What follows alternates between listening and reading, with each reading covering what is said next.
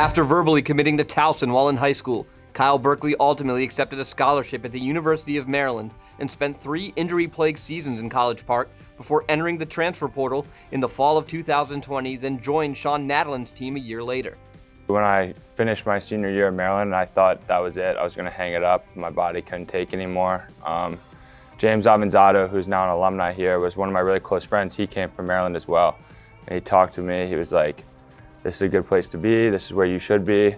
I said, "I'll take a look at it." Ended up loving it. When the opportunity came and he was looking for another option besides being at Maryland, we were excited about that. Knowing who he is as a young man and what he's capable of as a lacrosse player was exciting. Looking back on it, I'm not sure I would go back and change any of it, just because I think it made me into the person I am today and the lacrosse player I am today.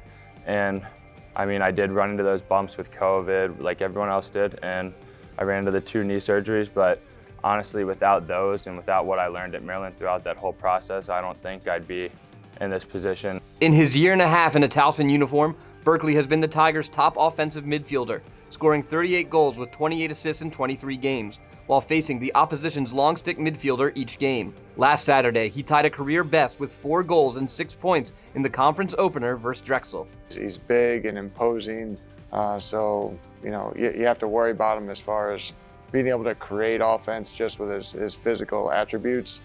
Plus, he's got a really hard shot.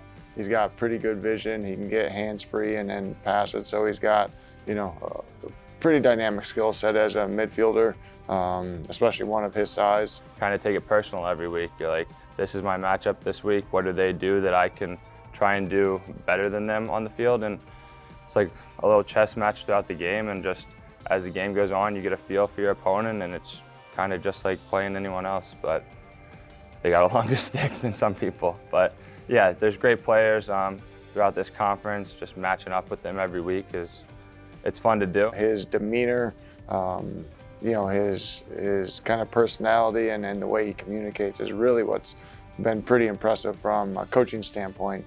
He does a great job staying in the moment, being very calm and collective in his communication with his team. The Tigers enter this weekend on a 6-game losing streak and are looking to right the ship with 6 weeks remaining in the regular season.